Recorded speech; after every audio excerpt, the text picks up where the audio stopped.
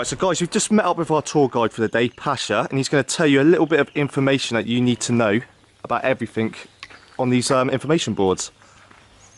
So the area of Chernobyl exclusion zone, today it's 2,600 square kilometers.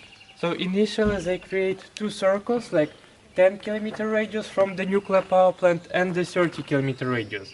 But as soon as they start to check radiation level even further from the radiuses, so they see this picture, how the radiation spread mostly to the west and to the north. So also the Belarus, because it's in the northern part of Ukraine, have the exclusion zone little bit smaller, around 2,400 square kilometers, but it's more contaminated.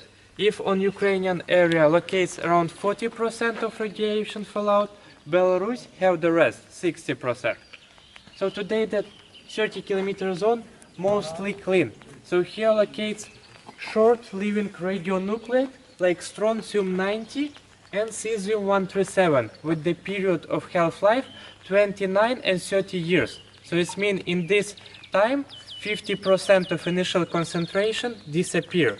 But the problem of 10-kilometer zone mostly is contaminated with long-living nuclides, and the most longer one is different type of plutonium. Okay. So one of type of plutonium have around 10,000 years, but the longest one it's 24,000 of years. So this zone will be forever contaminated, like many of thousands of years. To clean it all, people need to wash up all the facility and remove up to 30-50 centimeters of open soil. Damn. But it's almost impossible. So the territory of the power plant and around the Pripyat town, we have many of the burial sites. So the special equipped places where the radioactive waste locate in the special concrete like sarcophagus, like boxes under the ground. So these places highly protect with the security service, with the police. Also the same with the nuclear power plant. It's also protect because still many of spent nuclear fuel from the reactor number 1, 2 and 3 locate in the special storage. Right, so guys, this image that you can see in front of me and this road that we are on is the road that we are actually on now. As you can see, the lampposts in this picture are the lampposts just outside the car. And on the pedestrian side, as you can see there, it's completely overgrown now. Nothing there. I mean, you wouldn't even know that it existed there. But yeah, it's just crazy seeing the picture here and seeing it like this now. So they were like completely covered with radiation. The rainforest is gone now, isn't it? Yeah. So not to spread radiation from these trees with the wind again, government just cut down and buried they under the ground. So today all the original red forest under the ground, but new trees start to grow there. The radiation is getting a lot higher now as we approach the red forest that was cut down after the disaster. Sure. It is just starting, well, it's growing back now, and the radiation levels are at 12.93. Yeah, oh, that's crazy. So now it's started decreasing. And there we have the famous sign. Right, so guys, I'm going to show you how radioactive the Earth is. I mean, as you can see now, it is 0.78. The closer I get to the soil, as you can see, it's getting higher. Now, if I put it down to the ground, you can see it's up to 0.93. If I even go over here, it starts to beep, and it's 4.33. And that is how much radiation you are going to get through your body in an hour. It's gone up to 6 now, guys. If I pull it even closer to the ground, 7, and it is rising. So if I was to stay here for an hour, this is how much radiation I'm going to get through my body. We're up to 15. So that is why we don't stay in places like this for very long, because we don't want to be, obviously, contaminated with this radiation. So, yeah, guys, we're going to carry on and get closer into Pripyat.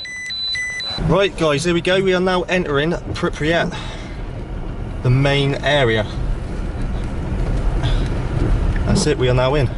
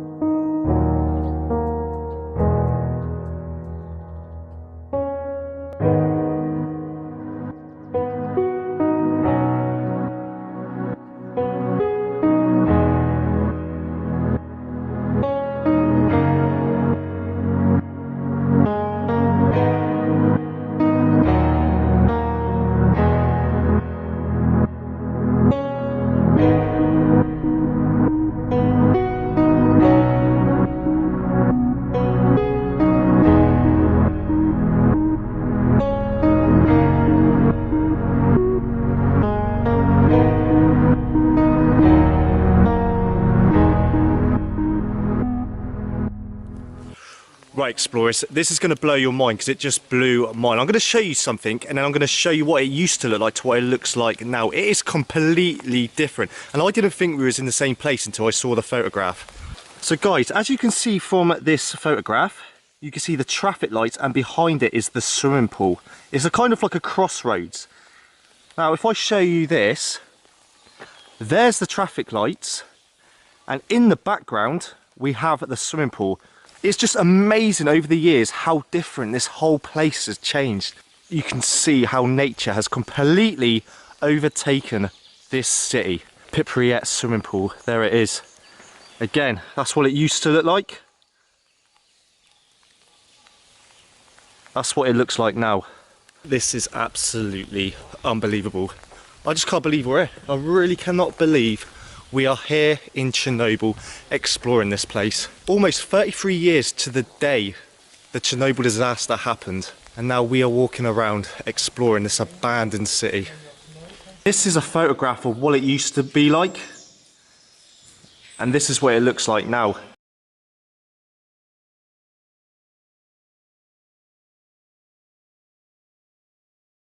So guys, this swimming pool is 5 meters deep and 25 meters long. And the diving board itself, the little one is 3 meters and the big one is 5 meter diving board.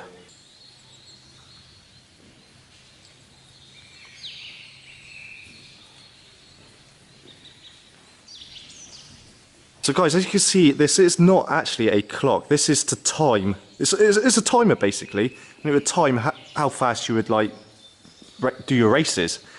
Now below it is a sign. Now this sign is for the people who worked in the nuclear power station and like their children, and it is like a sports sign. It's their sports like symbol really. And apparently this hasn't always been here. I mean, it's been in Pripyat, but it was probably in like a basement somewhere, and somebody come into the swimming pool and they put that here, which I think is really good because people could come in and there's more history behind it all when you can see stuff like this lying around. So explorers, if you are a big fan of Call of Duty, you will recognise the swimming pool from the game. One of the maps is based on Chernobyl and Pripyat, and they have this swimming pool that you can actually go in. And I've played that game quite a lot, and to stand there, it's just like, I'm in Call of Duty. I'm in Call of Duty, Warren. So explorers, apart from a swimming pool being here, they have actually got a basketball court as well. So we're going to head over and show you guys Pripyat basketball court. So explorers, this is the basketball area. As you can see, a lot of the floor is now torn up. And again, all the metal on the windows would have been stolen. That's why most of the glass is all like falling through. So there was some good like sports facilities in Pripyat, and they had their own teams as well. Right guys, now this is something I didn't know existed. You've got the main swimming pool for like the adults and stuff, but if you've got little kids, you've got the smaller swimming pool for the children. As you can see though, it's still pretty deep. I mean, if I was a child swimming in that, I definitely would have armbands on, that's for sure. But yeah, this is the swimming pool for the children.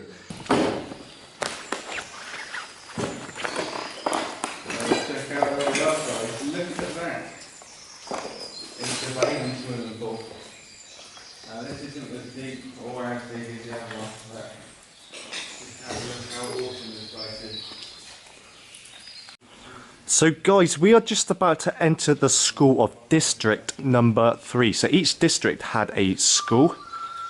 District number 3 we are about to enter now. As you can see, they've got it written up on the sign as well.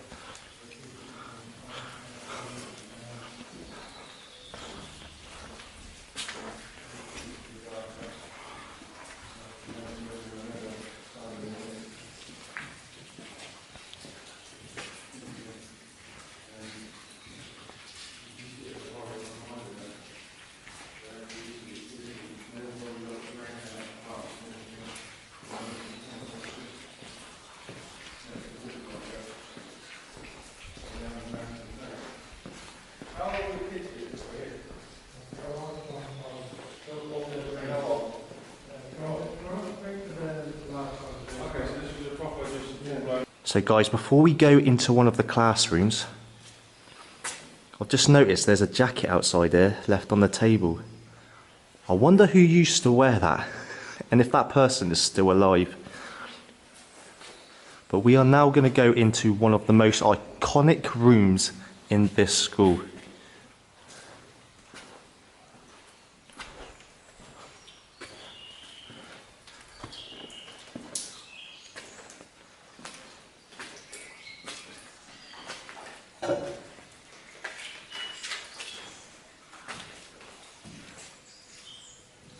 And here it is, guys. The gas masks that they would have used to protect themselves. Just lying there on the floor. There's just so many. It is unreal.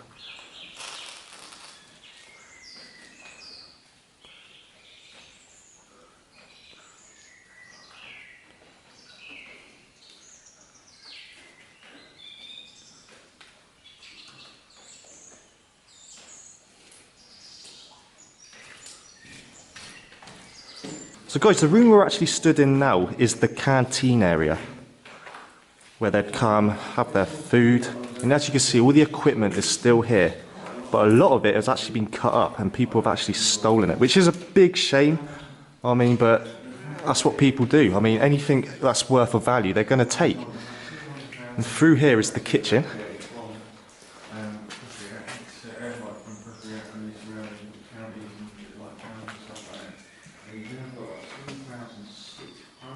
And as you can see, there's gas masks all over the floor, just lying there, put there purely because people wanted to take decent photographs.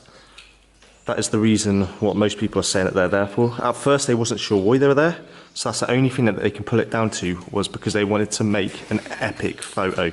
So guys, I found two books on this table.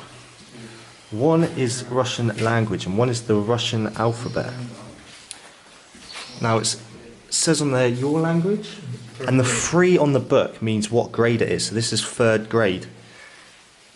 So it's pretty interesting. And then next to it we've got like a DNA like statue here. And apparently this statue here has been moved around so many times just to get a decent photograph. So science classes, there's one on the ground floor and there's a few on the 2nd floor as well, which we'll go and have a look in a sec. So guys, we've come into a classroom now. This classroom would have been for 1st to 4th grade students. And anything past there, they would have been put into different classes. But as you can see, the tables are still here. We've still got books on the tables as well, which they would have learnt from. And then at the back, there's like a notice board. I'm not too sure what that says on there. But on the floor, there's pages of books still down there. And at the front we have the alphabet as well. So it could have been like a language class that they taught in there. But apparently all these classrooms were used for like loads of different lessons.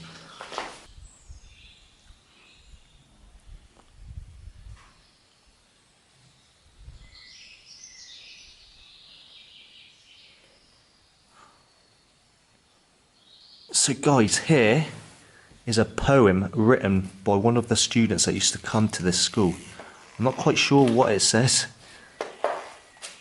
but that is fascinating. Guys, we've entered one of the physics classrooms now. As you can see, there isn't much left in this classroom. I want to show you as much as I can.